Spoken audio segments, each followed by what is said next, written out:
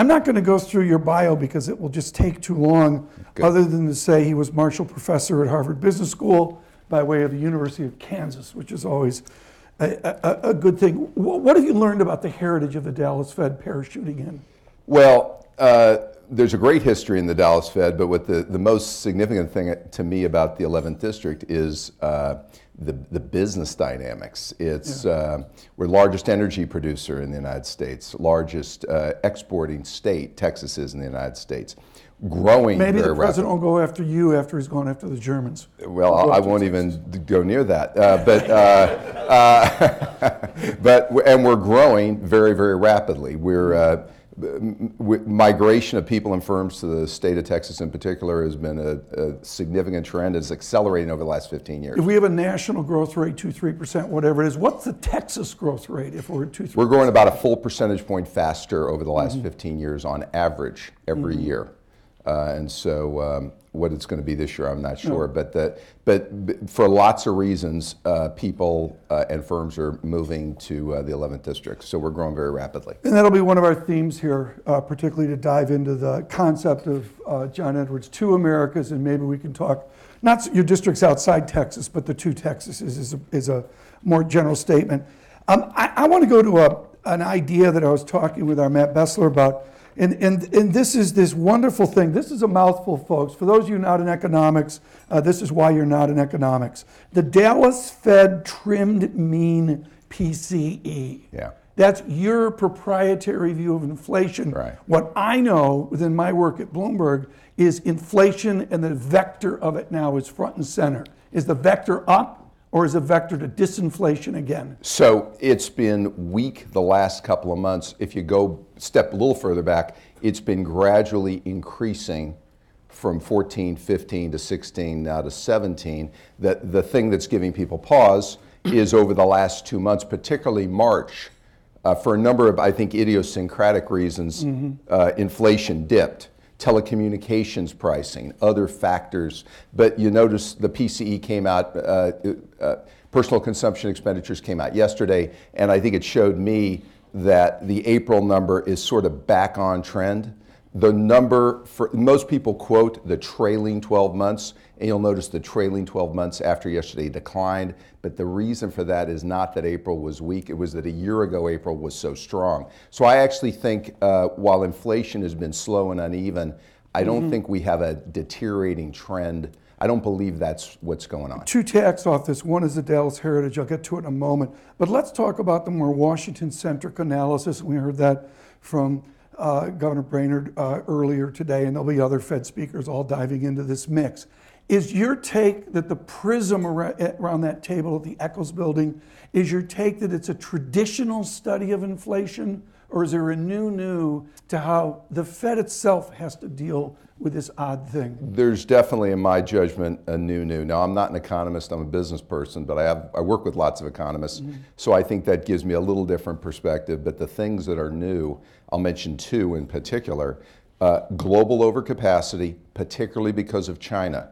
China has been growing GDP on average about 6.5% a year, but the problem is they're increasing debt to GDP in order to achieve that growth, and they're creating overcapacity, not just in infrastructure, but in industries like steel. So that's increasing global overcapacity. Right. That's creating a headwind for inflation. And then the second thing that's significant is technology-enabled disruption, which is another way of saying machines are increasingly replacing people, but consumers can use technology now to shop for pricing more than ever in our lifetime, and therefore the pricing power of businesses is less than has it been at any time in our... Do the PhD economists in Washington know that? I mean, a guy like you comes from a different world. The guy up in Minneapolis Kishkari comes from a different world, et cetera. Do you guys have an advantage because you didn't read the textbooks? Well, I think many Fed presidents, or I would say even most, do what I do.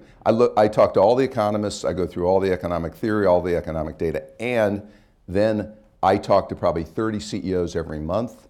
We do surveys among businesses, small businesses, big businesses. We do not only industrial surveys, but energy surveys, service sector surveys, and I put them both together. So a lot of my understanding about what's going on out there, I look at data, but a lot of it also comes from talking to business leaders. Talking to business leaders is in the present. What are your thoughts on forward guidance, this concept, this silliness of data dependency? Do you find the dots to be a constructive tool? Well, so there's a few questions in there. So let's talk Yes. about data. Let's take data dependency for starters. So I'm not crazy about the term data dependency. I prefer to look at data, but as a business person, again, I like to look at secular drivers. And then data, as the economy unfolds, either confirms or makes me question the effect these drivers are having. So, for example, GDP growth is sluggish. I think the big driver behind that, one of the big drivers, is aging demographics, slowing population growth, slowing workforce growth, and so that makes sense to me. So I think you got to look at both, but I prefer to look at drivers, and then the data sort of confirms, like it would as a business person, what track we're on or whether the drivers are having an effect, I think. Kerry, let's go 2 hours. This is going too well. All right, so you talked about the dot plot. The dot plot. So let me explain to people, I think most people here probably Come know. on, we all know what the dot plot is. Well, shockingly, some people may not know what the dot plot is, but every quarter, all the Fed presidents and the governors submit, we all submit our forecast for 17, 18, 19 in the medium term, GDP, inflation, not only headline but core, unemployment rate, and what we think the neutral rate is likely to be, which we'll come back to, settle out. So that's referred to affectionately or not so affectionately as the dot plot or the summary of economic projections, but that gives you a pretty good feel every quarter of what each of us is thinking about, and the views, there's a scatter chart, but they tend to congeal around certain means. Where's the vector of that chart right now? What are we going to see in future dot? I mean, I know you're filling your form out on the way from Reagan into the Eccles building. Right, but, naturally. I mean, come on, there's a lot of analysis going into this thing, but is it a valuable tool? Sure. And what's it going to show us in a number of months? If somebody who's been observing the Fed now for 30 years, that's me in my business career, I think it's very useful. Because it gives me a pretty good idea about what every participant around that table is thinking. And when there are differences, it gives us a basis to debate. So I think it's very useful. My own view, just my dot, has been GDP growth, for example, this year would be between 2.25%.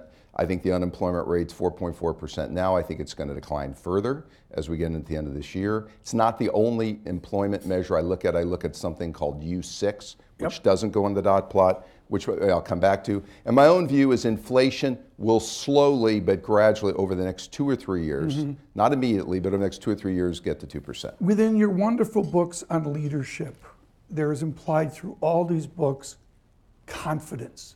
One of the great mysteries in this room at the Council on Foreign Relations, one of the great mysteries in your Dallas district is where is business investment? Where is the confidence to move forward? Let me just start with the mathiness. Is it because the people that you used to talk to at HBS, they can't figure out where the risk-free rate is? Are the distortions so great? So let's take the first part. Business confidence right now is high. Okay, there's a lot of business optimism. And you see business investment is stronger this year than it's been in the last few years. The issue is that's great, and it can help GDP growth, but 70%, approximately 65-70% of the economy is the consumer. So at the end of the day, businesses are more optimistic for several reasons, but ultimately, everyone is watching the consumer. The consumer is the primary driver of GDP growth. Increased business investment, though, helps, and businesses right now are optimistic. Do they see it? The disconnect right now is while they're more optimistic, then when you ask a business leader, do you see improvement in your business? Oftentimes the answer is not yet, but we're expecting it. We're expecting it. Yeah. We're still there. Does that have to do with Reinhard Rogoff length or duration coming out of the financial crisis? It just takes time to heal, or is there a new format of globalization where American business is waiting to pull the trigger on the nostalgic investment we remember? So for me, I think some business leaders are hopeful that fiscal and other policies might help improve GDP growth. That's part of it. And in addition, though, some of the things that have been headwinds, which I don't think are going away, sluggish population growth, which has a big impact on consumer spending, and sluggish GDP growth. but also increasing disruption and new business models increasingly are displacing old ones, which are giving many business leaders pause. Even though they want to invest in their business, they're not sure that the model that they're investing in is going to be sustainable. So I think that's a countervailing headwind, which is putting a bit of tamping down a little bit of the optimism. So you wander down to College Station and you have to give a lecture at the business school, and some wise guy in an A-Corps uniform stands up in the back and goes, "Excuse me, sir, do you believe in GDP?" Because that's a whole belief right now, that these statistics, these traditional models that we have don't work anymore. How do you respond to the youngster at Texas A&M? Yeah, so here's the things that are clear, and here are the things that are getting debated. GDP growth still, it's not perfect, but it's still a pretty good measure of economic activity. There's an issue a lot of people raise about transfer pricing. You know, Apple innovates a phone here, but they manufacture it overseas. But I still think GDP growth is a pretty good measure. The debate has been about the unemployment rate. And famously, you know, many people have gotten on television and said that 4.4%, that's a great number, but it's not a real number. So I like to go to U6, which I mentioned earlier. Here's what U6 is in the lingo. So U3, to use the lingo, is the headline unemployment rate. U6 is unemployed plus discouraged workers plus people who are working part-time, if in a better economy would rather work full-time. I think that's a better measure of slack. That's at 8.6% right now. Here's the problem. The pre-recession low in that number was 8.1%. So we're gradually moving toward the pre-recession low, and in a 160 million person economy, difference between 8.6 and 8.1, it's less than 1 million workers. While there's slack, there's not as much slack as people might think. And here's the second problem, which we'll get to. Where there is slack, it is highly correlated to lower levels of educational attainment, i.e. college and less than college. That participation rates and employment rates, if you finish college, are very high in the United States. They could get better, but they're pretty high. Even if you finish some college, they're relatively high. If you went to high school, though, they're lower, and if you've got some high school education, they're much lower. And so the problem is where there's slack and discouraged workers, there's a high correlation between high school and less than high school. And that's why there's a number of things we're going to need to do to address that. I want to ask one more monetary question before we dive into what some of the research you and your team have been doing at Dallas. One of my treasured books is out of the Dallas Fed, and it is a beautiful, thick monograph, exceptionally smart set of essays in honor of John B. Taylor of Stanford University. It was a symposium that was done there. I've read the whole thing cover to cover. It is in math warning for those of you at the CFR. I'm sorry, algebra, differential equations. But within that is some brilliance. Do you buy the traditional economics of the Fed? When the media trots out the Phillips Curve, and you and I can go much deeper than the trot answers, do you buy the orthodoxy still works, or do we have to amend it? So let me talk about some things that have been used historically that I think need to be adjusted. The Phillips Curve, for example, which talks about transmission. If you're at full employment, you would expect wage pressure. You expect that wage pressure to translate into price pressure and inflation.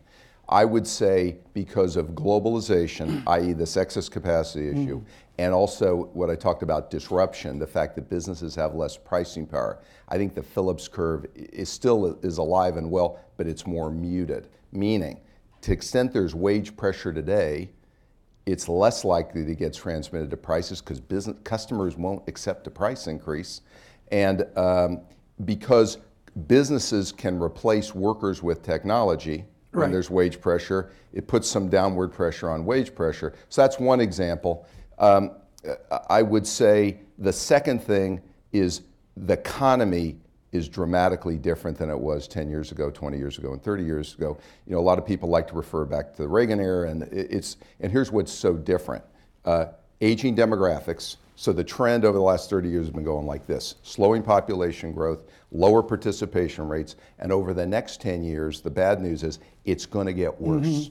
And it's one of the few things we can forecast with a lot of confidence. And we think the participation rate today is 63%. It's likely to dip below 61%. So that's one issue. Globalization is different today than it was 20 and 30 years ago, meaning we're much more globally intertwined, but the trade relationships, I think, are being misdiagnosed a little bit today, meaning it's not a zero-sum game. Our relationship, for example, with Mexico, in our judgment, increases U.S. competitiveness, has caused jobs to stay in the United States that we'd otherwise lose most likely to Asia.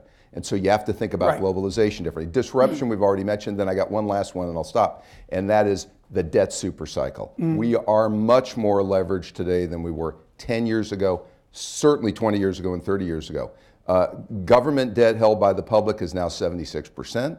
It's been going up, and present value of unfunded entitlements is now $46 trillion, also been going up, and because of aging demographics, makes it worse.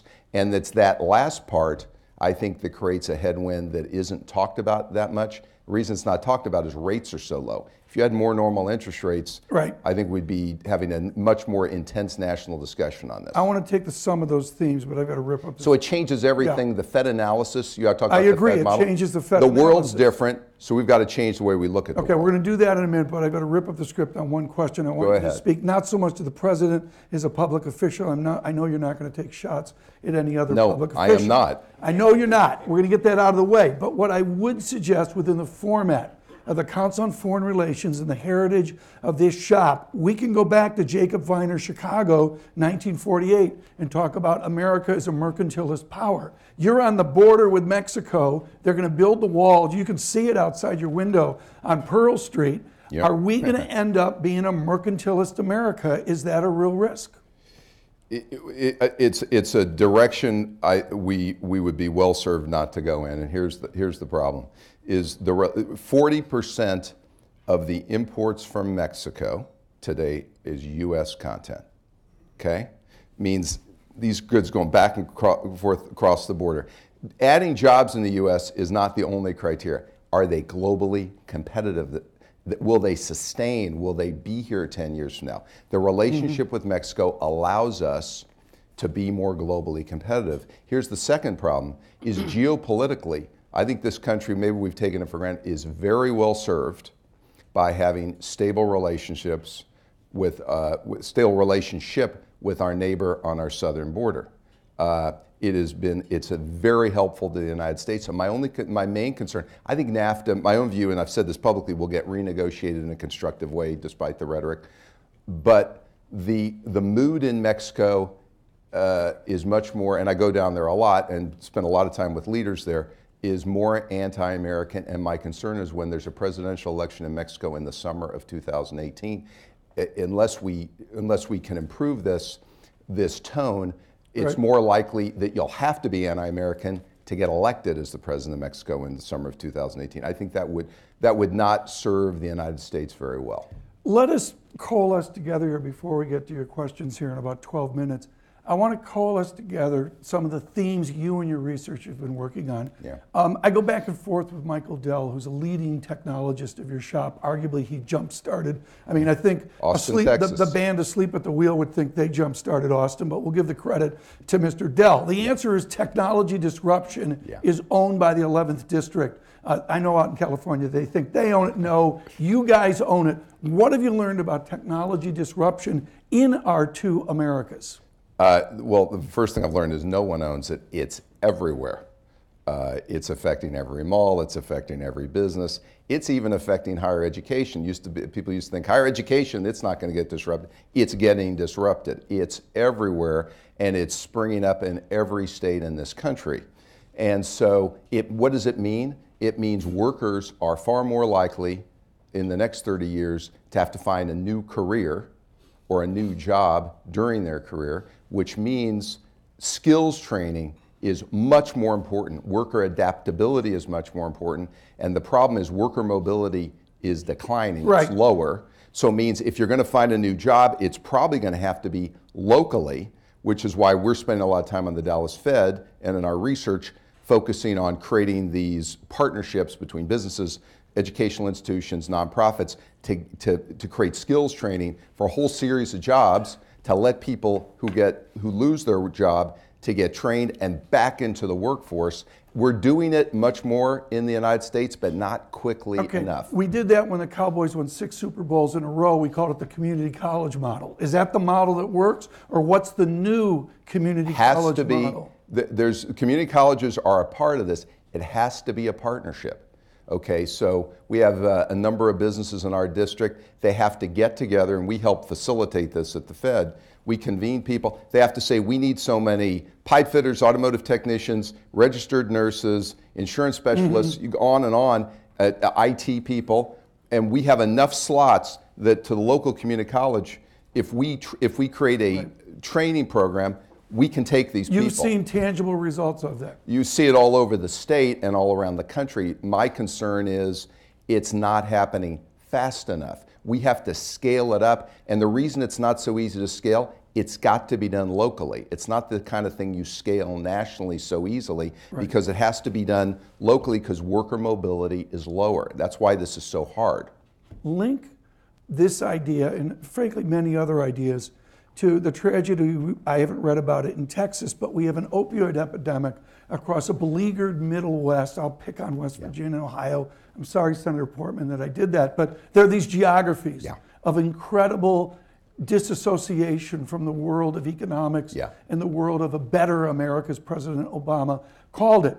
What do you need to do in the 11th district to jumpstart those people who are truly outside the good social? So all the work we do, first of all, there's a trend, as you know, people moving from rural areas into cities. But the big trend and the big thing that you keep coming back to is if you have lower levels of educational attainment, you are more likely to have poor health, you're more likely to use drugs, you're more likely to be incarcerated.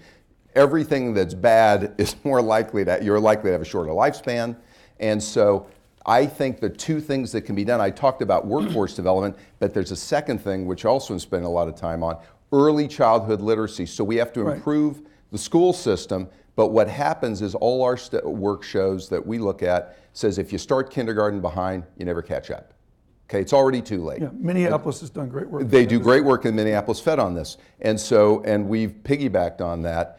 0 to 5, we've got to do much more in this country. Why can't you, come on, away from the Dallas Fed, we're dealing with a guy out of Kansas who owns leadership and owned great service to Harvard Business School. Why can't we jumpstart this? What's the impediment? What is the constraint to getting the 5-year-olds jump-started? I'll give you my own view, and this is somebody, I'm speaking for myself, spent a lot of time in the nonprofit world, Ford Foundation on this. First, awareness, just making clear people has to be done locally, because in other words, you have to do this with a local program, so you've got to make business leaders aware of it. Government is unlikely to allocate enough money to solve this, so it means business leaders and nonprofits have to get together, or you have to form nonprofits so that kids are read to, if their parents don't do it, at ages 1, 2, 3, 4, and 5.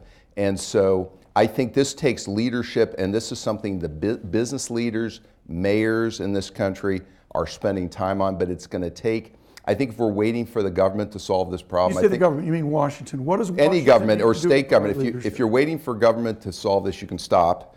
They can do it, but it's got to be done from leadership. Leaders locally, and I'm talking business leaders, community leaders, nonprofit leaders, and yes, local government leaders need to take ownership of that. I think they are, and this is one of those things, we're just not doing it nearly fast enough, given the demographic trends, which suggest if you don't improve educational attainment levels 20 years from now, wealth inequality is going to grow to a much greater degree. Within that wealth inequality, and you mentioned this earlier in our discussion, is the concept of age. And you talk about an aging America. Yeah. I looked at last night out on Twitter, there's a wonderful a 6-decade distribution of Japanese population dynamics. It's amazing. Terrible problem there. To see those issues. How do we deal with that as a public policy? And by the way, I'll mention on Japan, they have a much worse demographic issue than we do, and they've had very slow Italy with the same geographic GDP growth. The one thing they have that we don't, they have a very high savings rate, and they're highly leveraged, but because the central bank has bought a lot of their debt. They can restructure this. We are very highly leveraged also. So we've got to grow faster. And the problem is, as the workforce ages, we can create incentives for people to work longer, but there's no getting around. Even if we do that, we're just delaying the inevitable. Participation rates are declining.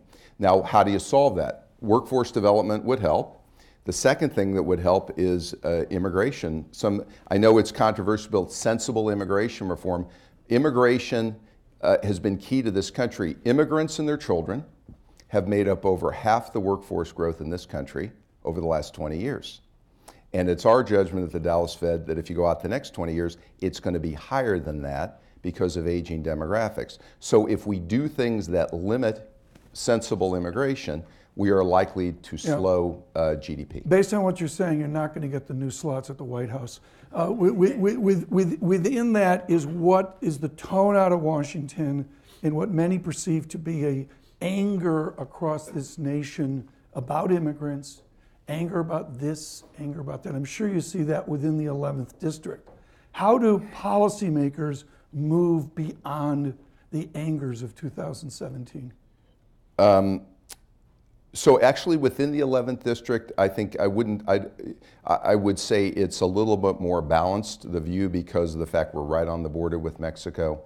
I would say the following. When I go around Texas, New Mexico, and Louisiana, which is primarily, and I go to rural areas, and we talk about what the actual trends are.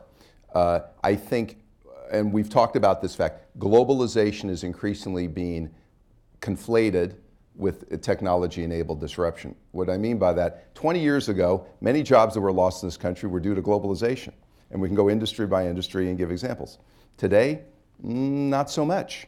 Technology-enabled disruption is far more responsible for job displacement and the trends we're seeing than probably globalization is. And to the point where I think key elements of globalization are more likely to be part of the solution than part of the problem, because I think a lot of the disruption we're seeing is due to technology. Right. And I think we're mixing them up, and I don't think we're being well served by it. How does the Dallas Fed, I mean this seriously, how does the Dallas Fed respond to the idea that on this morning in Abilene, there's somebody with brown skin worried they're going to be picked up by the U.S. government? That's a new feeling for millions of Americans. What does your research show is a better outcome to that reality? Well, I guess I would observe the following, and I've said this publicly a few times, several times, and I'll say it again. Consumer is 65–70% of the economy, okay? And so I'm insensitive to anything that affects consumer spending, particularly among groups that have a very high propensity to spend, which tend to be lower middle income groups. So healthcare reform I'm very sensitive to the extent people are more concerned about access to healthcare, access to be able to get subsidies or be able to be eligible for Medicaid, they're more likely to save than to spend. And there are millions of immigrants living in this country. And to your point, they're not going out and shopping, they're staying home. They're afraid if they go out, they may not come home. On margin, and it's too soon for the data to pick it up, but I'm hearing it anecdotally, and I believe we're going to see it. I think those people are more likely to save than to spend, and those two effects have some muting effect on consumer spending and therefore GDP growth. Within that, and with the responsibilities that Chair Yellen has, I don't want you to speak for the chair, but I would suggest that she has a huge burden and responsibility as we somehow normalize ourselves back to rates. Do you believe we can do that for that person in Abilene or for the rich guy outside Dallas who's employing 800 people? Can we do it in a way of stability? Do you worry within the media about the doom and gloom if we raise rates 6 times in 2017? Well, there'll be instability. How do you respond? So my own view is the following. In light of how I got raise rates 6 times in there. I got that. We're not going to do that in a rapid way. I believe because of these secular headwinds, I say this over and over again. I think while I believe we should be removing accommodation because I think we're near full employment, and while it's been frustratingly slow, we're moving toward our inflation target, although I think not yet over the next few years. We should be removing accommodation, but it's got to be done patiently and gradually. For those who say, why aren't you raising rates more dramatically? I think these secular headwinds we just talked about, these factors that make this economy different than 10 years ago and 20 years ago, means that we at the central bank need to be much more careful how we remove accommodation. And that's why my own view is, everyone around the table has an independent view. Right. I believe we should remove accommodation, but gradually and patiently, because I don't think this economy is running away from us. I don't think inflation is running away from us. I wish it were, and I think we need to do this in a very careful way. You have a wonderful heritage here for this question, the idea of Dallas, McTeer, Fisher, Kaplan, and yet you lived for a long time in the People's Republic of Cambridge. How far is Dallas away from Rosengren and Boston? What is that divide? Where's the Venn diagram of a different view versus Dallas? It's interesting. I knew Eric Rosengren when I was in Cambridge, and I think the great thing about the Fed, I've learned, they're great people, but around the table, each of them does an independent analysis of the economy and gives a view on what's going on in their district. And so, my views on this, I won't compare them to others, but they're very similar to many people around the table. But they each come from different districts. Though there are some things we have in common, and a number of things that I said. These secular trends affect all of us. The other thing I think I hear about everywhere is the skills gap. So I'll just get this in, the skills gap in the United States. Meaning, with all these issues we just talked about in educational attainment, there are more openings for skilled workers than there is supply of workers.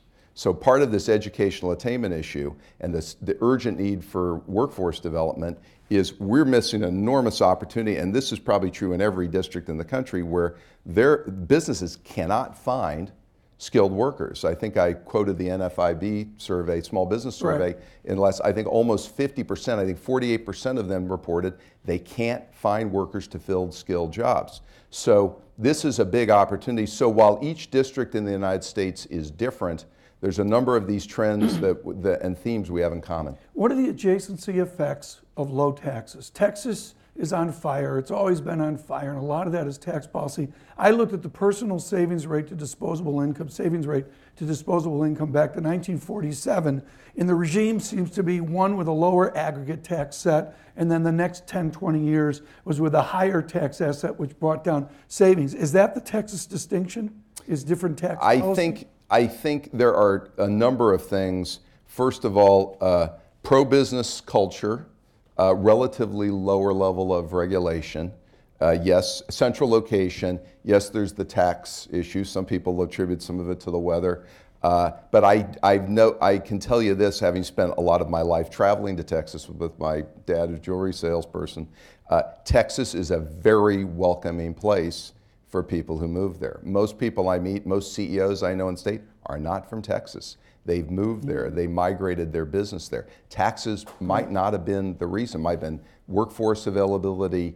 It might have been the fact that other businesses that are related to them have moved there. Right. So there's an ecosystem that makes it a very attractive place for businesses to move. We're going to get to questions. I'm going to ask one more question. Ben, I'm going to go to you first, just so you get a warning. I'm going to go to Ben Steele here with the first question, but I've got one more question. Yeah. Kathleen Hayes and I go back and forth on this. The idea, I hate this phrase, a border tax.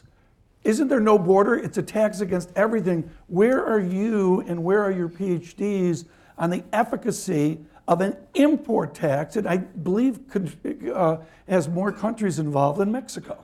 So I'll answer this in a apolitical way, as you would expect. I would expect. Yeah. So our analysis is as follows, and I'll go through the pros and the cons, which is the only way I know how to do it. The challenges will be there are going to be winners and losers from this.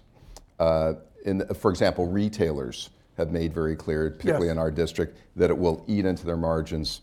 And I think a lot of people and businesses are focusing on the fact that, boy, businesses they didn't think imported that much turn out import a lot more than they thought. Imports are very critical to competitiveness. And then the second issue is, what's the effect on consumer prices here? Now, the counter to that has been, but the currency will adjust.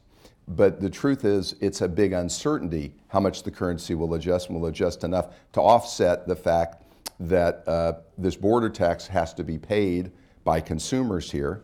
And then the third thing, which you don't know and you can't quantify, is retaliation. What's the likelihood of retaliation?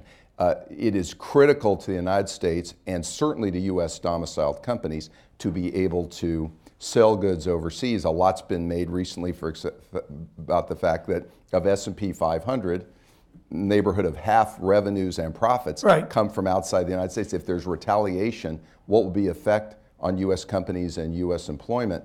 So I think there's a lot of uncertainties. If you could get through those 5 years from now, certainly it will create incentives for people to locate manufacturing here or locate facilities here. But I think there are an enormous number of uncertainties. So, and I don't think there's been enough time to analyze, in my judgment, particularly the retaliation issue, what's the likelihood? And so I think that's one of the reasons why this may, people are very concerned about implementing this kind of policy.